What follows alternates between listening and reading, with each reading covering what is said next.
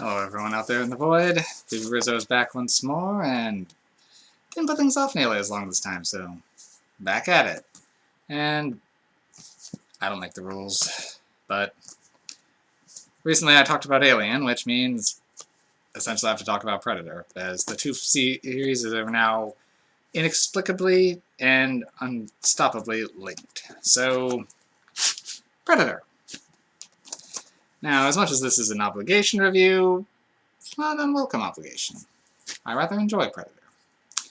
So, this is another movie that's so well known and such an established franchise that I don't know how much background I really need to go into, but away we'll go anyway.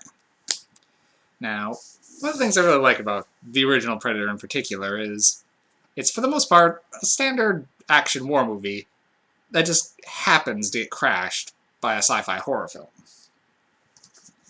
So, and this odd mix ends up working really well, as if you miss the opening couple minutes of seeing a spaceship, you might not realize it's an alien-related horror film until halfway through. And I think that's a nice touch. So, in this movie, Arnold Schwarzenegger plays Dutch, who leads a group of then Army rescue experts to Central America. At least I believe it's Central or South. They don't really clear on where they're going, but they seem to hint Central America, and people are speaking Spanish, so I'm going with that.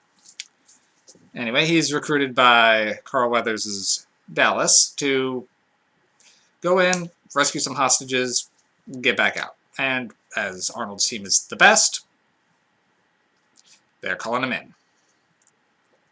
And the beginning half of this movie is pretty much a standard war film. And it's very by the numbers with several over-the-top soldier characters. Arnold is great as a charismatic and commanding leader. Carl Weathers' Dallas is now clearly the desk jockey who's willing to use any method to get the job done and becomes sort of a minor villain in the film. Everyone's great, but Jesse Ventura's over-the-top lines really stands out. The old sexual Tyrannosaurus himself. He is the most quotable character in this movie. Anyway, they have to then. So things are, like I said, standard action war movie, though along the way to the guerrilla camp that they're trying to rescue hostages from, little bits and pieces just seem to be out of the ordinary. There seems to be another group of American soldiers that have come through, which no one seems to have known about.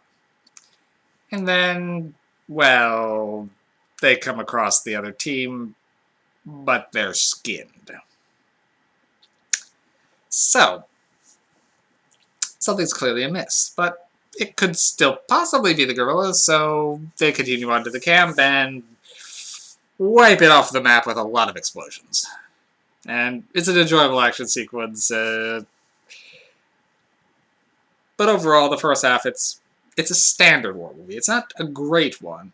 It's just a very by-the-numbers one, which I believe is intentional because it makes the juxtaposition of the sci-fi element later just work that much better. It's after they take the hostage from there, adding to their group Anna. Then, on the way back to the choppa, as Arnold keeps delightfully terming it, they start being picked off one by one by an unseen assailant.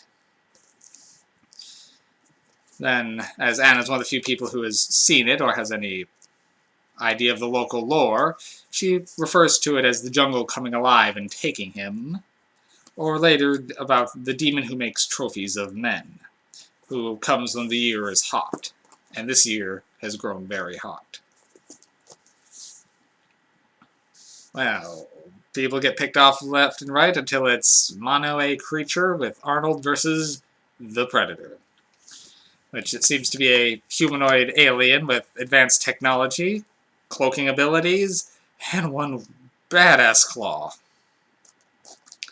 And it's after, as his guns are not availing him, it becomes low-tech versus high-tech in a winner survives brawl. And it is great 80s action. Alright, so I don't know what to really say about this one, other than it's a fun ride. The effects still hold up very well for the most part. The gore effects are good. The alien effects on the Predator itself are great. The cloaking scenes are clearly dated. When you see the invisible Predator moving through, it's very animated looking. The view through the Predator's helmet, which is the thermal technology, looks a little old school, but not too out of... it doesn't look too out of place. So for the most part, it's the cloaking thing that just doesn't... that effect has not aged very well. But everything else really holds its own very well.